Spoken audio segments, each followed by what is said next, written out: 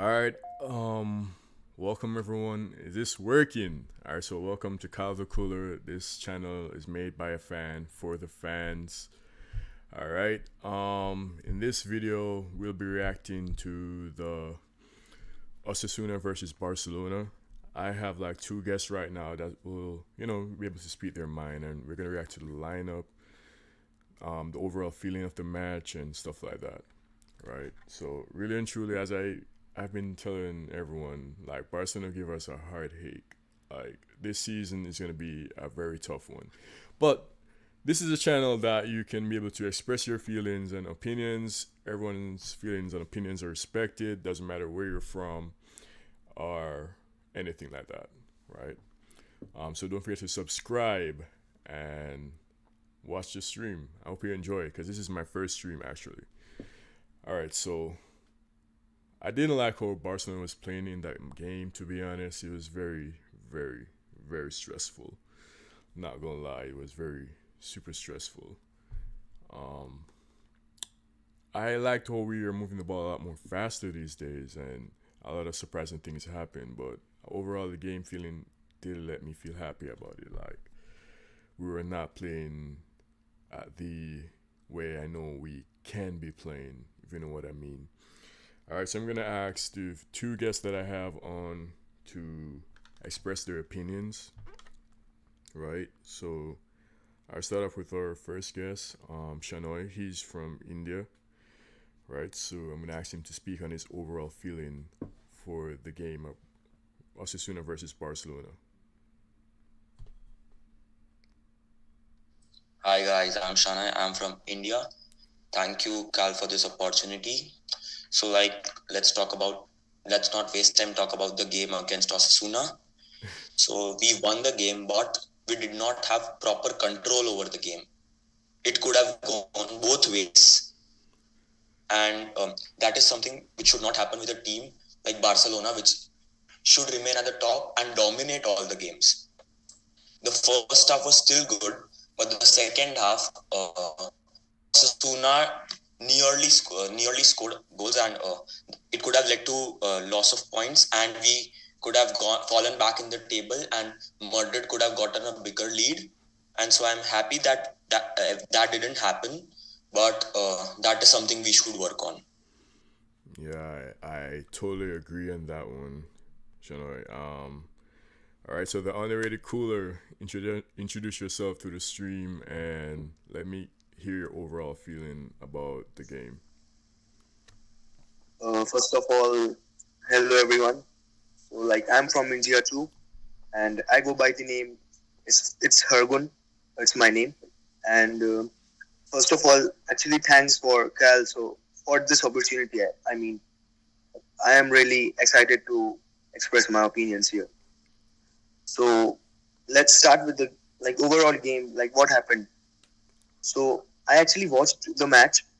We won. We got 3 points, but it didn't felt like a win. You know what I mean? Because like we are if we are if we keep playing players like Roberto and like ahead of like João Cancelo, which is not going to happen obviously, but it is concerning to be honest. Like Roberto is our first captain and he performs like he needs to give an example, but he performs like he doesn't do like any of that shit, uh, like which is expected from a right back. He he's not there. He's not him anymore. So first of all, that four-man midfield is a bit concerning to me because eventually when we play 4-3-3 afterwards, we play very better from that. So also, so this is a bit concerning to be honest. That performance, we won, we got a penalty. Yes, Lewandowski's form is like it's a big concern to me. So Yeah, yeah, this is it. But we got 3 points. So yeah. yeah, I'm glad you mentioned Lewandowski's form. I come to think of it, I'm looking deeper within myself and Xavi and the overall team. I think that four-man midfield is what killed Lewandowski goal scoring form. I was thinking about like, yeah, we control the games better, but what happened? Why he stopped scoring so many goals as he did in the first part of the season? That four-man midfield, no doubt. I mean, he's overall has been playing bad because he can't even make a proper pass some of the time. But I think that four-man midfield is what is killing his game, and he himself even mentioned it. Like, we play better with three attackers. We're a lot more direct.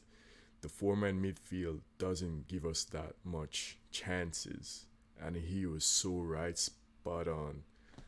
Is like, is it this like a disagreement with him and Xavi? Like, he probably feel like he's bigger than Xavi. Do you think, like, I don't know? I'm just thinking about it because he has not been agreeing with what Xavi has been saying.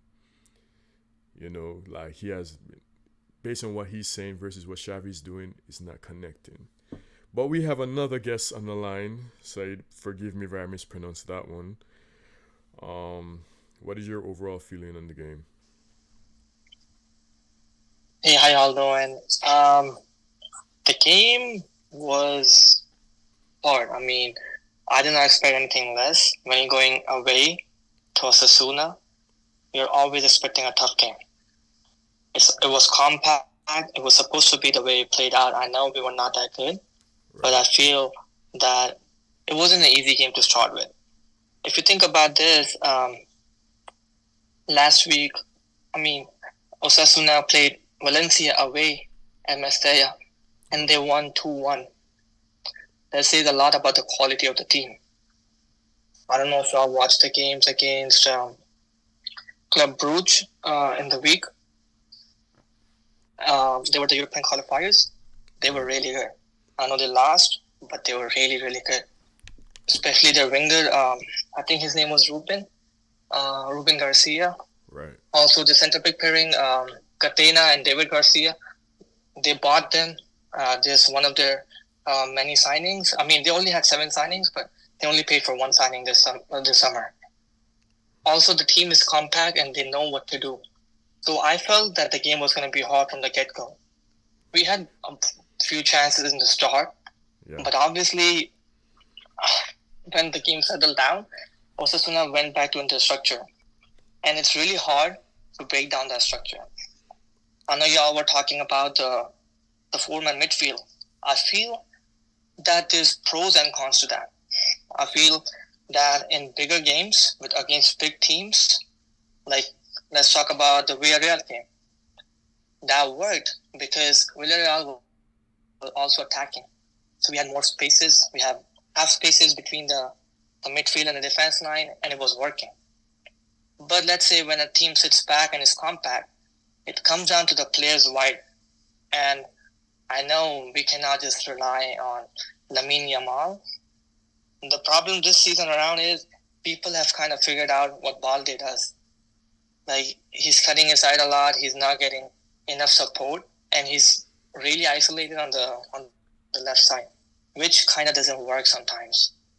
So I feel that that's the reason why our also Pedri is not there.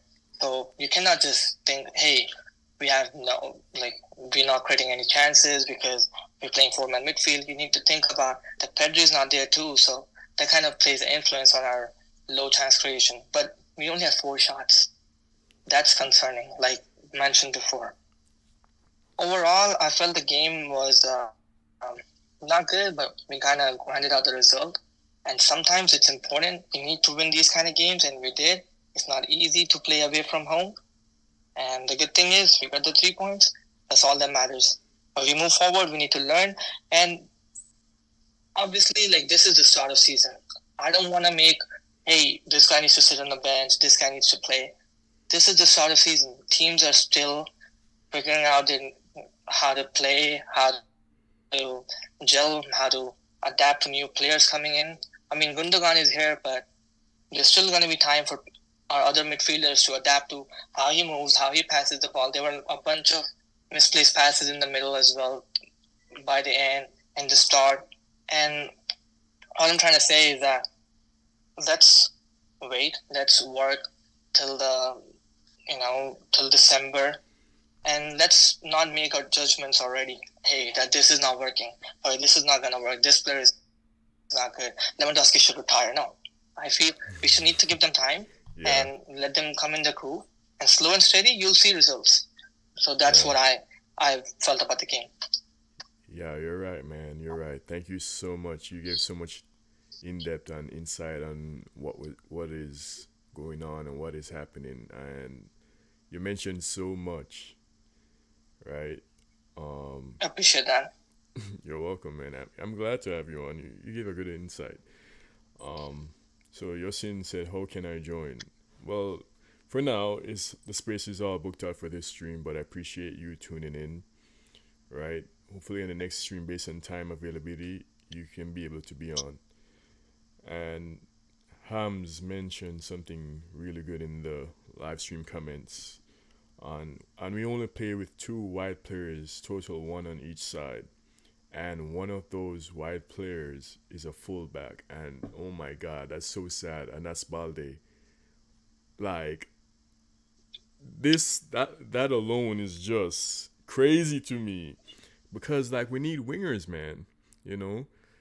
I'm starting to feel like without Pedri, without Araujo, well, without Araujo, with Kunde and Christensen, we've been alright. But normally without Araujo, it would have been a disaster. Maybe if it was a bigger team without Araujo, we would have probably had a lot more trouble. But without Pedri, we're very static. We don't create much chances. I mean, Frankie De Jong has been balling, no doubt, but it's not the same without a Pedri. You miss a Pedri not in your team. And what I'm trying to get at is Dembele, because that was like Xavi go-to player. You know, that was Xavi's go-to player, Dembele. Like, it was Dembele, inshallah. Like, you gave Dembele ball a hope for the best, hope for him to create something. You know what I mean? And it's just crazy, man. Crazy. Xavi relied too much on his wingers for individual brilliance, in my opinion. And I think he's probably out of ideas, out of tactics, out of everything. You know, like the lineup was very interesting. Like he benched Rafinha for Yamal. I mean, Yamal has been playing great. Don't get me wrong, but I want to mention one more thing that I noticed Lewandowski said. He said that Yamal is a great talent. In summary, of course, Yamal is a great talent, but he's a kid. Let him be a kid. I've been saying this. Yamal is so great, you know, but give the kid time. You don't need to play him like every single game for 60 or more minutes. Come on, there's Rafinha. He's coming. He was rested for so long. Give him start the guy.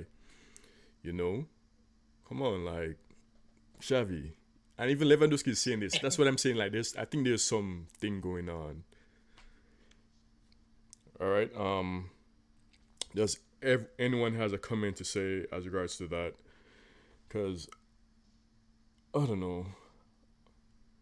I feel like you said that we need Rafinha as a start.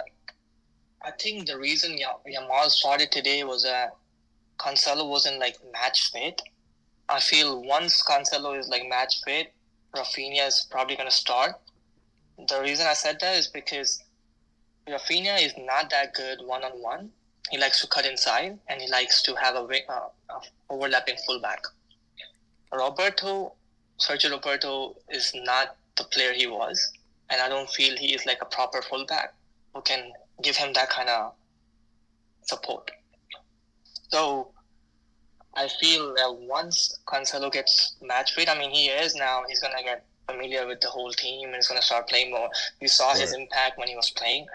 And once he starts starting every game, I feel like you're gonna see a lot more Rafinha and you're gonna see Yamal coming on 30-40 minutes. And I think we should ease him into the team, and him starting mounts a lot of pressure on him as well. So that was just my take on this. Oh yeah, you're right. Does Shanoy has anything to say about that Yeah, too? so like I have something to say for this. So like Dembele, we lost Dembele this transfer window. Dembele was like the player who created things on the wings. We don't have a profile similar to Dembele right now, because literally there are very less players in the world who can replicate what Dembele used to do for us. And even though, no offense to Rafinha, but he cannot match Dembele's level. So like trusting in Lamine Yamal right now is like our best bet. But he's still too young, and injuries is also another thing we should be concerned about. So like flipping between Rafinha and Lamine Yamal right now could be the best choice for this side. And that's like Gavi on as a false left winger. Instead of playing him there, he should be in the midfield, because he plays better deeper. It is like a handicap to him for making him play on that left side. Yeah, you're right. But guys, I have a question. Sorry, yeah, go ahead. Wait. The animated cooler, you have something to say? Yeah. So imagine it's like it's a game versus a top side like Arsenal or like Bayern in the round of 16 of Champions League. Right. So who are you starting between Rafinha and Yamal? I'm starting Rafinha. I'm sorry. I mean, Yamal has Rafinha. been playing better, but Same. I'm starting Rafinha. All right, so I want to hit to the comment section a little bit, right? Alright. So Yanis Salah said, "I want to see Felix Ferran and Rafinha slash." Yeah, I agree on that. I think that would be so fluid and exciting to see, because Felix is more like a left side central player, but really and truly, like all those three players can play on any of the attacking part. Even Yamal, he can play as a second striker, left winger. As we can see already, he's playing as a right winger. And Felix, second striker, left winger. Right side, I wouldn't say, I would have put him on the right, but for real, like, that would be so exciting to see. All right, so I want to get more. Do you have the comment section have any questions for us on this discussion? Anyone in the comment section have anything to say? And also, like it's just crazy. The match was just very.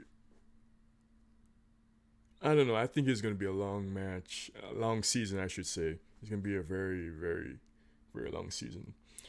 How do I feel about Fatih going to Brighton? Man, this has a lot of love and bias. This has a lot of love and bias, man, because I love Ansu, you know. When he came on the scene at 16 years old with that flair, scoring goals, he never missed during his first couple of matches. Every time he took a shot, he scored. And him going to Brighton is something that's good for him. That manager is great with youth. He's a great youth manager. He has that way of thinking to develop players. Brighton only go for talented players. Them going for Ansu Fati says something. He has been playing the best. He has been playing like ass, and I'm not gonna lie. He has. Don't get me wrong, but we've seen the potential at Fati. It's there. He has a high ceiling. Barcelona, when Ansu came on, they hold him up like this. You know when you watch the Lion Kings and it was like with the club? That's how we treated Ansu. So what happened? What changed with that? You know what I mean? Yeah, he got a couple of injuries, but he hasn't got 5 run of games. Xavi giving Lewandowski loads of games. Ferran Torres, when he just came in, loads of games. You know what I mean? Come on. Why can't Ansu get the same treatment? How do I rate the transfer window by Thunder Media? I'd say, really and truly, it could easily be a 10 based on we didn't spend much. The influence of Barcelona has been like we get Felix, Gundogan, Cancelo.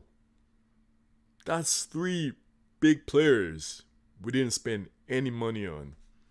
That's like, that can be a 10 because based on the money we spend like 3 million. But based on the overall feel of it, I would say, that it's like I'll give it like a 8. I'll rate the transfer window as a 8. Um, yeah, that's good. Thunder Media also said I saw 8 to 9 out of 10s, but we're speaking in squad depth. Squad depth, it's still not there yet. It's still kind of weak in some areas. In defense, it's not even that solid. With Cancelo now, it's much better. Um, Toruyo said, yo. Um, Giannis said Ferran also should get more minutes. I agree with that. Ferran, my closest friends and who I talk football with know that I'm Ferran's biggest hater. I'm Ferran's biggest hater, but if Ferran can get to shut me up, to shh, I'm playing ball now. Give the man his minutes. You know what I mean? That's what I love about players. Like, if you're playing ball, give minutes. You deserve all the praises. Ferran Torres, baller. He has been better than Lewandowski this season. Easily probably our best attacker as regards to output. He has been putting in those numbers with those little minutes that he got. Free my boy Ferran Torres. Thundermeter also said that every time Fati scored last season, bench. That's true. Like Xavi's punishing the kid. When Ansu came on and scored, he didn't get much minutes the next game. He also said Ferran is getting that treatment now. Yes, like, isn't Ferran one of Xavi's favorite players? Come on, like, why is Xavi doing this? You know what I also want to say? Xavi's like, everybody has to compete for their spot. But why doesn't this apply to Lewandowski? This is only applies to Rafinha. Oh my God, Rafinha's been having a hard time. Like, Lewandowski has been playing so bad. Ferran Torres has been playing great. Give the guy some minutes. Bench Lewandowski. Torurio said not enough consistency for Ansu. Yeah, not enough. Not enough at all. Ham said Felix will change this team because he takes players on, which is something Gavi doesn't. And he can be our second most attacking minded player who can turn and take players on. You're so right. Another underrated opinion about this. Felix, those who didn't want Felix, be like, no, Felix should be here. Felix gonna have every Barcelona fan give him praises. Just give him time. I'm telling you, that guy fits perfectly. Laporta said it. Xavi said it. I wouldn't say I have the elite ball knowledge, but I can know when a player is fit for Barcelona, and that's Felix. Hams also says something Gavi or whoever plays that falls winger doesn't really do. Yeah, they don't really do it because they are midfielders. Their main intention is to retain the ball and keep the ball. Especially as a Barcelona midfielder, that's your main thing. Keep the ball, don't lose it. So they have less risk factors to them. It's like it's an instinct. While the attacking player be like, bro, I'm gonna take you on. I want to score a goal. I want to create a chance. That's the difference with the attacking minded player. So that's something that we should really take a look at. David said, I think Ferran should start instead of Lewandowski. He's coming off the bench and is making a huge impact. Don't you agree? I agree 140%. I agree with that so much. Player Slayer, hello. Hey man. And Yana said Felix is a baller, meant to play for Barca. Left wing, left attacker, left attacking mid, and he will ball out. Yeah, I agree. Alright, so I'm gonna ask I got like 10 minutes left on this Zoom, but I'm gonna ask those who are tuning in if they have anything to say. One at a time, of course. Hi, Shana here. I have something to say right now. So, you talked about Ansu going to Brighton. So, like the La Masia gem, the next big thing. The way Javi treated him last season was unacceptable. He scored, did not get minutes the next game.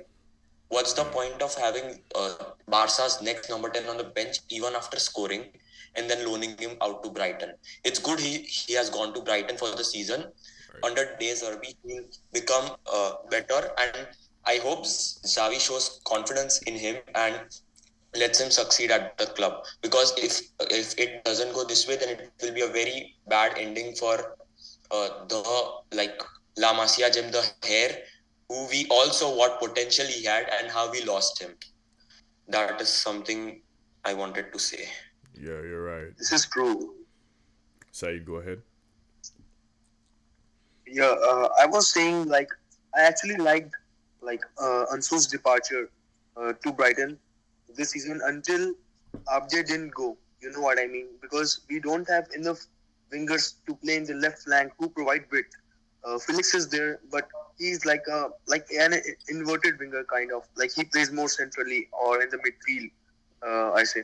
So when like Ansu Fati and Abde both are both left.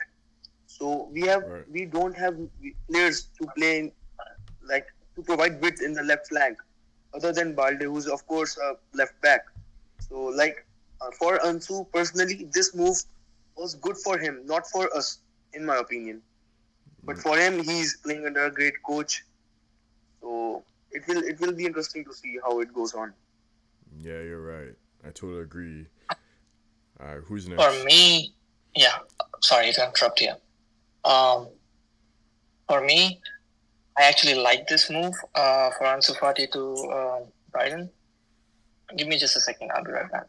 Okay, no worries. Yeah, I mean, I love the move to. But personally, as an Ansu supporter, it's very great. As you said, for Barca, it's not Alright. that great. Yeah. Oh, you're back. Okay. Sorry to interrupt you. I'm back. I just wanted to just talk to someone. Okay, go ahead. So yeah, I actually feel this move is really good for Ansu Fati because I don't know if y'all watched Brighton play, but Brighton is a really good team to watch. They play positional play. They like to draw independent attackers. They like to bring in the press and then they play through it. And I feel in a system like that, he's going to be immense. Also, the good thing is in Brighton, he's going to actually play a number 10 role because Mitoma is going to play on the left wing. He's going to play centrally. He's going to be playing behind Evan Ferguson, who's a tall striker. So he's going to be used to playing behind a big striker. Let's say Lewandowski is still here, Ferran Torres is still here next season around. Yeah. We're going to have Fati playing right behind him. So that's a good thing. And like I said, let's say Fati comes back next season. He starts on the left wing, but he like Xavi plays a false winger. So Fati is gonna come in the midfield and he's gonna play right behind Lewandowski, which I feel is gonna grow him into a really good player. So that's what I wanted to say. Yeah, you have a good point right there. You have really such a good point. Honorary the Cooler, you have something to say? Not really, because actually, that was I think too, because like I personally, from Ansu's perspective, I like this move to Brighton. But as a Barcelona, like as a cooler, so it is like quite hard to see letting him go. You know what I mean? Like that emotion, that La Masia thing, and that number 10. Like you know what I mean? Okay. Yeah, I mean, obviously he's gone, but he's not gone now. He's coming back next Yeah, season. he's not really gone. So It's a see you soon. It's not a goodbye. yeah, it's not like Yeah. that, like you said, it's a see you soon. But think about this: it's the better for us. It's better for Barcelona at the long run because right now It was better. Oh, sorry. Yeah, Actually, I was sorry. saying that it was better until Abde didn't left, But now I see like there's no depth in the left wing for us until we are playing like the 4-man midfield all season long. I feel there's still players who can play the left wing. Gavi played it. I think Felix is there for that. That's the reason why Fati was I'm sold. saying the width. Like there's no player in our squad right now who can provide width in the That's left wing. what Balde is for in the formation. That's what Balde does. Yeah, he's right. So Yeah, I was talking about an attacker. That's why, and I thought that Abde will be the guy to go for when we want to play like that or we want to provide width from left flank. So yeah, but he'll actually, I'm not lying. Abde's departure it felt like it was more important to me like Ansu Fati's because we already have like a role like Ansu Fati's in Felix, but likewise for Abde we have Yamal who can play in the left too. We have seen it multiple times, but yeah, we'll see how it goes. Yeah, you're right. All right, thank you so much, everyone, for tuning in so far. And actually, those on the one on the Zoom call right now, thank you guys so much. Thank you so much for the support. Appreciate you, bro. I appreciate that, boss. Yeah, man. Appreciate. I appreciate all three of you too, man. I appreciate everyone in the comment section as well. And I think it's coming close to the end of this video, but you're so right. I think the thing is with the move to Ansu to Brighton, I'm not lying. In my earlier years, La Liga was footballing wise was better than in Premier League, but recent years it's not even close anymore, to be honest. Though Premier League financial situation is just so great. So given that Ansu is playing the best league in the world with the most coverage, oh my God, we all know how Premier League hype is. So I think Exactly, and Also under a world class coach. yep. do y'all know last season the most shots on target were from Brighton, not from Manchester City? That shows a lot about the quality he's going to play under. Yeah. And Ansu is very clinical. I know he has missed a few Yes. chances, but that's because of lack of rhythm.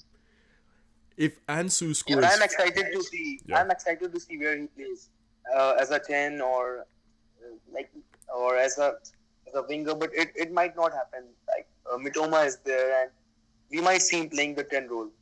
okay.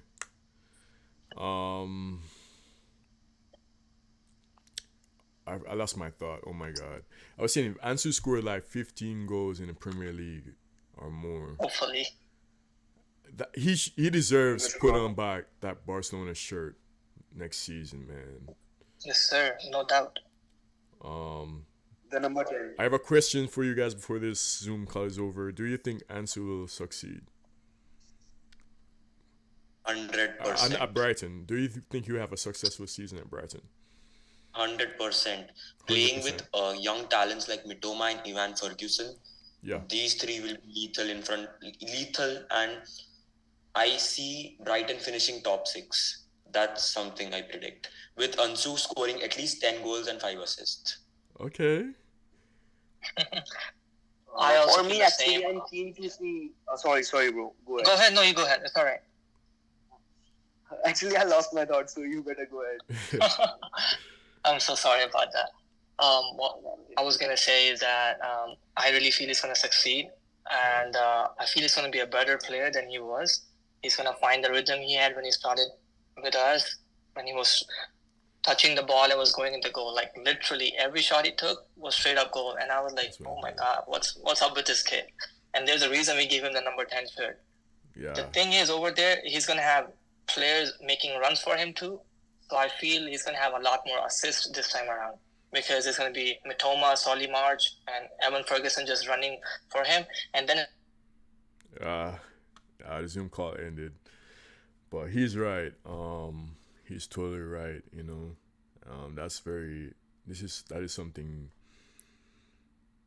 that we should really take a look at. Like the thing is with Ansu at Barcelona, right? Ansu with a Barcelona shirt on is different than Ansu with a Brighton shirt on. I'm explaining why. Ansu in a Barcelona shirt feels like he has to prove a point. He's like, bro, I'm the number 10 here. We all know what that means for Barcelona.